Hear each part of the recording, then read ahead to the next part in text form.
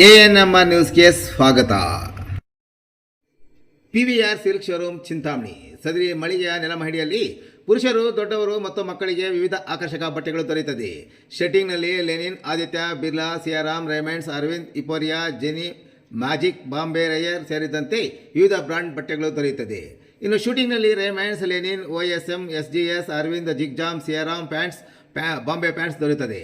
ಇನ್ನು Ramraj wedding sets, dhoti, colour dhoti, Uttam towel, 3 piece set, 3-in-1 kurtas in 9x6 ಮತ್ತು 10x6 ಸಹ ದೊರೆಯುತ್ತದೆ.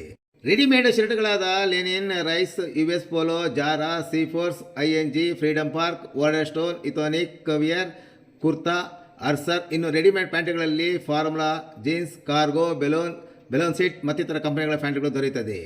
ಇನ್ನು ಸೂಟ್ಸ್ನಲ್ಲಿ suits, sherwani, Modi suits, T shirts 1,000ಕ್ಕೆ 5 ಟಿ ಶರ್ಟ್ಗಳು ಸಹ ಲಭ್ಯ. ಇನ್ನು ಮಕ್ಕಳ ಬಟ್ಟೆಗಳಲ್ಲಿ shirts, pants, suits, sherwani, kurtas ಸೇರಿದಂತೆ ಎಲ್ಲ ಮಾದರಿಯ ಕಾಟನ್ ಶರ್ಟ್ಸ್ ಅಂಡ್ ಪ್ಯಾಂಟ್ಸ್ ದೊರೆಯುತ್ತದೆ. ಒಮ್ಮೆ ಭೇಟಿ ಕೊಡಿ. PVR ಸಿಲ್ಕ್ ಶೋರೂಮ್, ಶಿಡ್ಲಘಟ್ಟ ರಸ್ತೆ, ಭಾಗ್ಯಬಲ್ಲೆ ವೃತ್ತದ ಸಮೀಪ, ತಿಮ್ಮಸಂದ್ರ, ಚಿಂತಾಮಣಿ. ಸರ್ಕಾರಿ ಪ್ರಥಮ ದರ್ಜೆ ಕಾಲೇಜು ಮತ್ತು ಸ್ನಾತಕೋತ್ತರ ಕೇಂದ್ರದಲ್ಲಿ ಪ್ರೊಫೆಸರ್ ಶಿವಶಂಕರ್ ಪ್ರಸಾದ್ KR ಅವರಿಗೆ ಹೃದಯಸ್ಪರ್ಶಿ ಬೀಳ್ಕೊಡುಗೆ. ಚಿಂತಾಮಣಿಯ ಸರ್ಕಾರಿ ಪ್ರಥಮ ದರ್ಜೆ ಕಾಲೇಜು ಮತ್ತು ಸ್ನಾತಕೋತ್ತರ ಕೇಂದ್ರ ಚಿಂತಾಮಣಿ ಸಿಬ್ಬಂದಿ ಸಂಘದ ವತಿಯಿಂದ ಭೌತಶಾಸ್ತ್ರ ವಿಭಾಗದ ಮುಖ್ಯಸ್ಥರು ಹಾಗೂ ಸಹ ಪ್ರಾಧ್ಯಾಪಕರಾದ ಪ್ರೊಫೆಸರ್ ಶಿವಶಂಕರ್ ಪ್ರಸಾದ್ KR ಅವರ ನಿವೃತ್ತಿ ಅಂಗವಾಗಿ ಅಭಿನಂದನಾ ಸಮಾರಂಭವನ್ನು ಕಾಲೇಜಿನ ಸೆಮಿನಾರ್ ಸಭಾಂಗಣದಲ್ಲಿ ಅತ್ಯಂತ ಗೌರವಯುತವಾಗಿ ಹಾಗೂ ಭಾವಪೂರ್ಣವಾಗಿ ನಡೆಸಲಾಯಿತು. ನಿವೃತ್ತಿ ಹೊಂದಿದ ಪ್ರೊಫೆಸರ್ ಶಿವಶಂಕರ್ ಪ್ರಸಾದ್ KR ಅವರು ಬೆಂಗಳೂರು ವಿಶ್ವವಿದ್ಯಾಲಯದಿಂದ 1988ರಲ್ಲಿ BSc, 1988-1990ರಲ್ಲಿ MSc ಭೌತಶಾಸ್ತ್ರ ಹಾಗೂ 1991-93ರಲ್ಲಿ MPhil ಭೌತಶಾಸ್ತ್ರ ಪದವಿಗಳನ್ನು ಪಡೆದಿದ್ದ ಅವರು ತಮ್ಮ ವೃತ್ತಿ ಜೀವನವನ್ನು 1993ರಲ್ಲಿ ವಿಜಯ ಕಾಲೇಜಿನಲ್ಲಿ ಆರಂಭಿಸಿ 1996ರಂದು ಸರ್ಕಾರಿ ಪ್ರಥಮ ದರ್ಜೆ ಕಾಲೇಜು ಚಳ್ಳಕೆರೆಯಲ್ಲಿ ಸರ್ಕಾರಿ ಸೇವೆಗೆ ಸೇರಿದರು. ಬಳಿಕ ಸರ್ಕಾರಿ ಪ್ರಥಮ ದರ್ಜೆ ಕಾಲೇಜು ಮತ್ತು ಸ್ನಾತಕೋತ್ತರ ಕೇಂದ್ರ ಚಿಂತಾಮಣಿಗೆ ವರ್ಗಾವಣೆಯಾಗಿ ಭೌತಶಾಸ್ತ್ರದ ವಿಭಾಗದ ಮುಖ್ಯಸ್ಥರಾಗಿ ನಿವೃತ್ತಿಯಾಗುವವರೆಗೂ ಅತ್ಯುತ್ತಮ ಸೇವೆ ಸಲ್ಲಿಸಿದರು. ಉತ್ತಮ ಸೇವೆ ಸಲ್ಲಿಸಿದ ಪ್ರೊಫೆಸರ್ ಶಿವಶಂಕರ್ ಪ್ರಸಾದ್ ಅವರನ್ನು ಕಾಲೇಜಿನಲ್ಲಿ ಹಮ್ಮಿಕೊಂಡಿದ್ದ ಸಮಾರಂಭದಲ್ಲಿ ಶಾಲು ಹೊದಿಸಿ ಫಲಪುಷ್ಪ ಸ್ಮರಣಿಕೆ ನೀಡಿ ಆತ್ಮೀಯವಾಗಿ ಸನ್ಮಾನಿಸಲಾಯಿತು. ನಿವೃತ್ತ ಬೀಳ್ಕೊಡುಗೆ ಸಮಾರಂಭದಲ್ಲಿ ಭಾಗವಹಿಸಿದ್ದ ದಂಪತಿಗೆ ನೆನಪಿನ ಕಾಣಿಕೆ ನೀಡಿ ಹಲವಾರು ಉಪನ್ಯಾಸಕರು, ವಿದ್ಯಾರ್ಥಿಗಳು ಸಹ ಶುಭ ಹಾರೈಸಿದರು. ಈ ಸಂದರ್ಭದಲ್ಲಿ ಕಾರ್ಯಕ್ರಮದಲ್ಲಿ ಮುಖ್ಯ ಅತಿಥಿಗಳಾಗಿ ಭಾಗವಹಿಸಿದ್ದ ಉನ್ನತ ಶಿಕ್ಷಣ ಇಲಾಖೆಯ ಜಂಟಿ ನಿರ್ದೇಶಕರಾದ ಡಾಕ್ಟರ್ ರಾಮಕೃಷ್ಣ ರೆಡ್ಡಿ ಅವರು ಮಾತನಾಡಿ, ಸರ್ಕಾರಿ ಪದವಿ ಕಾಲೇಜುಗಳಲ್ಲಿ ಗುಣಮಟ್ಟದ ಶಿಕ್ಷಣ ನೀಡುವಲ್ಲಿ ಪ್ರೊಫೆಸರ್ ಶಿವಶಂಕರ್ ಪ್ರಸಾದ್ ಅವರ ಸೇವೆ ಆದರ್ಶಪ್ರಾಯವಾಗಿದೆ ಎಂದು ಮೆಚ್ಚುಗೆ ವ್ಯಕ್ತಪಡಿಸಿದರು. ಪ್ರೊಫೆಸರ್ ಶಿವಶಂಕರ್ ಪ್ರಸಾದ್ ಅವರು ಸುಮಾರು 3 ದಶಕಗಳ ಶೈಕ್ಷಣಿಕ ಸೇವೆಯನ್ನು ಶ್ಲಾಘಿಸಿದರು. ವಿದ್ಯಾರ್ಥಿಗಳ ವ್ಯಕ್ತಿತ್ವ ನಿರ್ಮಾಣ, ಶಿಸ್ತು, ಗುಣಮಟ್ಟದ ಬೋಧನೆ ಹಾಗೂ ಕಾಲೇಜಿನ ಅಭಿವೃದ್ಧಿಗೆ ಅವರು ನೀಡಿದ ಕೊಡುಗೆ ಶ್ಲಾಘನೀಯವಾಗಿದ್ದು, ಅವರ ಅನುಭವ ಮುಂದಿನ ಪೀಳಿಗೆಗೆ ಮಾರ್ಗದರ್ಶಿಯಾಗಲಿದೆ ಎಂದು ಹೇಳಿದರು. ಇನ್ನು ಕಾರ್ಯಕ್ರಮದ ಅಧ್ಯಕ್ಷತೆಯನ್ನು ವಹಿಸಿ ಮಾತನಾಡಿದ ಕಾಲೇಜಿನ ಪ್ರಾಂಶುಪಾಲರಾದ ಮಂಗಳಾ ಕುಸುಮಾರ್ ಅವರು, ಶಿಕ್ಷಣ ಕ್ಷೇತ್ರದಲ್ಲಿ ಅವರ ಪ್ರಾಮಾಣಿಕತೆ, ಸಮಯ ಪಾಲನೆ ಹಾಗೂ ವಿದ್ಯಾರ್ಥಿ ಕೇಂದ್ರೀಕೃತ ಬೋಧನೆ ಎಲ್ಲರಿಗೂ ಪ್ರೊಫೆಸರ್ ಶಿವಶಂಕರ್ ಪ್ರಸಾದ್ ಅವರು ಮಾದರಿಯಾಗಿದ್ದರು ಎಂದರು. ಅತ್ಯುತ್ತಮ ಶಿಕ್ಷಕರಾಗಿ ಅಲ್ಲದೆ ಉತ್ತಮ ಆಡಳಿತಗಾರ ಹಾಗೂ ಸಹೋದ್ಯೋಗಿಗಳೊಂದಿಗೆ ಆತ್ಮೀಯ ಬಾಂಧವ್ಯ ಹೊಂದಿದ್ದ ವ್ಯಕ್ತಿಯಾಗಿದ್ದರು. ಕಾಲೇಜಿನ ಶೈಕ್ಷಣಿಕ, ಸಾಂಸ್ಕೃತಿಕ ಹಾಗೂ ಆಡಳಿತಾತ್ಮಕ ಬೆಳವಣಿಗೆ ಅವರು ನೀಡಿದ ಕೊಡುಗೆ ಸದಾ ಸ್ಮರಣೀಯವಾಗಿರುತ್ತದೆ ಎಂದರು. ಪ್ರೊಫೆಸರ್ ಶಿವಶಂಕರ್ ಪ್ರಸಾದ್ ಅವರು ತಮ್ಮ ನಿವೃತ್ತಿ ಭಾಷಣದಲ್ಲಿ ತಮ್ಮ ಸೇವಾ ಜೀವನದ ಅನುಭವಗಳನ್ನು ಹಂಚಿಕೊಂಡರು. ಇನ್ನು ಸಮಾರಂಭದಲ್ಲಿ ಸಹೋದ್ಯೋಗಿಗಳು, ವಿದ್ಯಾರ್ಥಿಗಳು, ಉನ್ನತ ಶಿಕ್ಷಣ ಬೋಧಕೇತರ ಸಿಬ್ಬಂದಿ, ನಿವೃತ್ತ ಪ್ರಾಧ್ಯಾಪಕರು, ವಿದ್ಯಾರ್ಥಿಗಳು, ಹಳೆಯ ವಿದ್ಯಾರ್ಥಿಗಳು ಹಾಗೂ ಗಣ್ಯರು ಉಪಸ್ಥಿತರಿದ್ದರು. ಸಮಾರಂಭದಲ್ಲಿ ಪ್ರೊಫೆಸರ್ ಶಿವಶಂಕರ್ ಪ್ರಸಾದ್ ಅವರನ್ನು ಶಾಲೆ ಓದಿಸಿ ಫಲಪುಷ್ಪ ಸ್ಮರಣಿಕೆ ನೀಡಿ ಆತ್ಮೀಯವಾಗಿ ಸನ್ಮಾನಿಸಿ ಬೀಳ್ಕೊಡಲಾಯಿತು.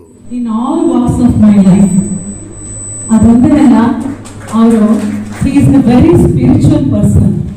ಮನೆಯಲ್ಲಿ ಅವರ ದಿನಚರಿ ಪ್ರಾರಂಭ ಆಗೋದೇ ಹೀಗೆ. ದಿನ ಸ್ನಾನ ಆದ ತಕ್ಷಣ ಪೂಜೆ ಎಲ್ಲ ಮಾಡ್ತಾರೆ. ಅದಾದ್ಮೇಲೆ ಮಗನ್ನ ವ್ಯಾನ್ ಸ್ಟಾಪ್ ಕರ್ಕೊಂಡು ಹೋಗ್ಬಿಟ್ಟು ಬಂದು ಟಿಫನ್ ಮಾಡಿ ಕಾಲೇಜ್ಗೆ ಹೊರಡ್ತಾರೆ. ಯಾವುದಕ್ಕೂ ಕೋಪ ಮಾಡ್ಕೊಳ್ಳೋದಿಲ್ಲ. ಕಾಲೇಜ್ಗೆ ಏನಾದರೂ ಲೇಟ್ ಆಗಬೇಕು ಅವ್ರಿಗೆ, ಆವಾಗ ಮಾತ್ರ ಸ್ವಲ್ಪ ಕೋಪ ಬರುತ್ತೆ ಅಷ್ಟೇ. ಕೋಪ ಅನ್ನೋದು ಆವಾಗ ಮಾತ್ರ ನೋಡ್ಬೇಕಷ್ಟೇ. ಅಂದರೆ ಅವ್ರ ಪ್ರಪಂಚನೇ ಕಾಲೇಜು, ವಿದ್ಯಾರ್ಥಿ, ಸ್ನೇಹಿತರು, ಸಹೋದ್ಯೋಗಿಗಳು. ಮತ್ತೆ ಸ್ನೇಹಿತರ ವಿಷಯದಲ್ಲೂ ಅಷ್ಟೇ ಅವರಲ್ಲಿ ಯಾವುದೇ ಕಪಟತನ ನಾನು ಇದುವರೆಗೂ ನೋಡಿಲ್ಲ. ಇದು ಯಾವುದೇ ಉತ್ಪ್ರೇಕ್ಷೆ ಅಲ್ಲ. ಫ್ರೆಂಡ್ಶಿಪ್ ಮೇಂಟೈನ್ ಮಾಡೋದ್ರಲ್ಲೂ ಅಷ್ಟೇ, ಮತ್ತೆ ಸಂಬಂಧಗಳ ನಿರ್ವಹಣೆ ಮಾಡೋದ್ರಲ್ಲೂ ಅಷ್ಟೇ, ಮನೆಯಲ್ಲೂ ಅಷ್ಟೇ, ಮತ್ತೆ ಅವರು ವಿದ್ಯಾರ್ಥಿಗಳ ಅವ್ರನ್ನ ಎನ್ಕರೇಜ್ ಮಾಡೋದ್ರಲ್ಲಿ, ಅವರ ಮುಂದಿನ ಜೀವನ ಹೇಗಿರ್ಬೇಕು ಅನ್ನೋದ್ರ ನಿರ್ವಹಿಸೋದ್ರಲ್ಲಿ ಅವರ ಪಾತ್ರ ತುಂಬಾ ಇದೆ ಅಂತ ನಾನು ಅನ್ಕೊಂಡಿದ್ದೀನಿ. ಹಾಗೆ ನಾನು ಈ ಮಾತನ್ನ ಹೇಳಿದ್ರೆ ಉತ್ಪ್ರೇಕ್ಷೆ ಅಲ್ವೇ ಅಲ್ಲ, ಆ ದೇವರ ಅನುಗ್ರಹನೋ ತಂದೆ ತಾಯಿಗಳ ಆಶೀರ್ವಾದನೋ, ನಾನು ಹೋದ ಜನ್ಮದಲ್ಲಿ ದೇವರಿಗೆ ಒಂದು ಹೆಚ್ಚು ಹೂವು ಹಾಕಿದ್ದೀನೋ ಏನೋ ಗೊತ್ತಿಲ್ಲ, ಒಳ್ಳೆ ಪ್ರತಿಭೆಯನ್ನು ಪಡೆದಿದ್ದೀನಿ.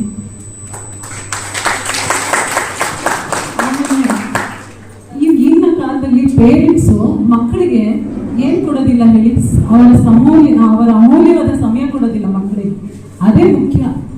ಎಲ್ಲಾ ಕೊಡ್ತಾರೆ, ಆದರೆ ತಂದೆ ತಾಯಿ ಮಕ್ಕಳಿಗೆ ಸಮಯ ಕೊಡೋದಿಲ್ಲ. ಅವ್ರ ಮಗ ಸ್ಕೂಲಿಂದ ಬಂದ್ಮೇಲೆ ಅವನ ಜೊತೆ ಹೆಚ್ಚು ಸಮಯ ಕಳೀತಾರೆ. ಅವನ್ಗೆ ಏನಾಯ್ತು ಈ ದಿನ, ಹೇಗ್ ಕಳೆದೆ ನೀನು, ಯಾವ ರೀತಿ ಯಾರ್ಯಾರ ಜೊತೆ ಬರ್ದೆ, ಏನ್ ಮಾತಾಡ್ದೆ, ಹೇಗ್ ಸ್ಪೆಂಡ್ ಮಾಡ್ದೆ ಅಂತ ಕೇಳ್ತಾರೆ. ಯಾವತ್ತೂ ಅವನ್ಗೆ ನೀನ್ ಔಟ್ ಆಫ್ ಔಟ್ ಮಾರ್ಕ್ಸ್ ತಗೋಬೇಕು, ಬೀಯಿಂಗ್ ಇನ್ ಎಜುಕೇಶನ್ ಫೀಲ್ಡ್ ಅಲ್ಲಿ ಇಟ್ಕೊಂಡೆ ಒಂದ್ ದಿವಸನೂ ನೀನು ಔಟ್ ಆಫ್ ಔಟ್ ತೆಗಿಬೇಕು ಮಾರ್ಕ್ಸ್ ಅಂತ ಹೇಳಿದ್ದಿಲ್ಲ.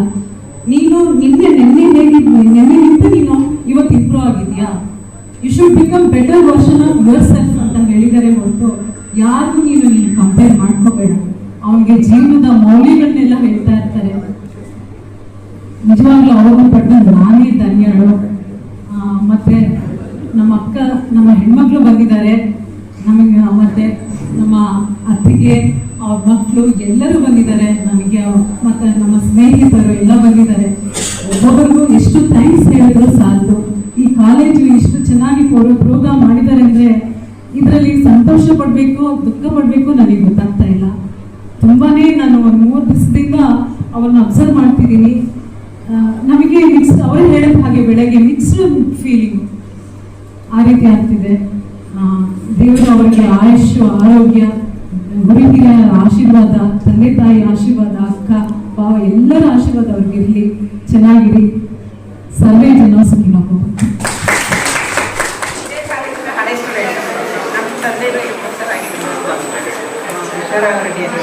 ನಾವೆಲ್ಲರೂ ಅವ್ರ ಸ್ಟೂಡೆಂಟ್ಸ್. ಮತ್ತು ಇದೇ ಕಾಲೇಜಲ್ಲಿ ಡಿಗ್ರಿ ತಗೊಂಡು ಇವತ್ತು ಇದೇ ಕಾಲೇಜಿಗೆ ಸರ್ವಿಸ್ ಮಾಡ್ತಾ ಇರೋದು ಶಂಕರ್ ಪ್ರಸಾದ್ ಮತ್ತು ರಂಗನಾಥ್ ಅವರು ನಿಜವಾಗ್ಲೂ ಪ್ರೌಡ್ ಅನಿಸುತ್ತೆ ನಮಗೆ. ಆವಾಗ ಎಲ್ಲ ಇಲ್ಲಿ ಓಡಾಡ್ತಾ ಇದ್ದಿದ್ದು ಪ್ರತಿಯೊಂದು ನಮ್ಗೆ ಬರುತ್ತೆ ನಮಗೆ. ಈಗ ಆವಾಗ ಕ್ವಿಸ್ ಮಾಡ್ತಾ ಇದ್ದಿದ್ದಾಗಲಿ ಎಲ್ಲ ಥರ ನಾವು ಕಾಲೇಜ್ ಲೈಫಲ್ಲಿ ಏನೇನು ಮಕ್ಕಳೆಲ್ಲ ಇದು ಮಾಡ್ತಾರೆ ಅದರ್ 50% ಇದೆ. ಈ should be good in sports encourage ಮಾಡಬೇಕು, ಕಲ್ಚರಲ್ ಆಕ್ಟಿವಿಟಿ ಎನ್ಕರೇಜ್ ಮಾಡಬೇಕು, ಹಾಡಾಡೋದಕ್ಕೆ ಎನ್ಕರೇಜ್ ಮಾಡಬೇಕು, ಮತ್ತೆ ಅದರ್ ಇಂಟರ್ ಕಾಲೇಜ್ ಕಾಂಪಿಟೇಷನ್ಸ್ ಹೋಗಕ್ಕೆ ಎನ್ಕರೇಜ್ ಮಾಡಬೇಕು. It's not only physical. College ಶಿಕ್ಷಣ ಇಲಾಖೆಯ ನಮ್ಮ JD sir Ramakrishna Reddy sir ಅವರೇ, ನಿಮ್ಮ ಕಾಲೇಜಿನ ಹಲವಾರು ಪ್ರಿನ್ಸಿಪಾಲ್ ಆಗಿರ್ತಕ್ಕಂಥ ಪುಷ್ಪಮಂಗಲ ಮೇಡಮ್ ಅವರು, ನನ್ನ ಧರ್ಮಪತ್ನಿ ಆಗಿರ್ತಕ್ಕಂಥ ಹೇಮಮಾಲಿನಿ ಅವರು,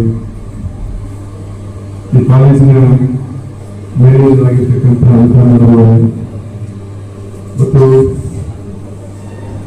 ಮಹಿಳಾ ಕಾಲೇಜಿನ ಪ್ರಾಂಶುಪಾಲ ಆಗಿರ್ತಕ್ಕಂತಹ ಬಸಪ್ಪ ಸರ್ ಅವರು, ನಮ್ಮ ಸ್ನೇಹಿತರಾದ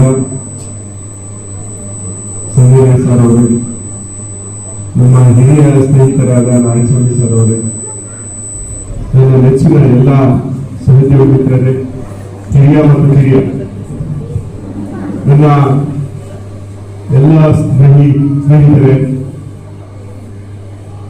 ನನ್ನ ಕುಟುಂಬ ವರ್ಗದವರೇ, ನಮ್ಮ ಅಕ್ಕ ಎಲ್ಲ ಬಂದಿದ್ದಾರೆ. ಯೂಶಲಿ ನಮ್ಮ ಅಕ್ಕ ಎಲ್ಲೂ ಬರೋದಿಲ್ಲ, ಈ ಫಂಕ್ಷನ್ಗೆ ಬಂದಿದ್ದಾರೆ.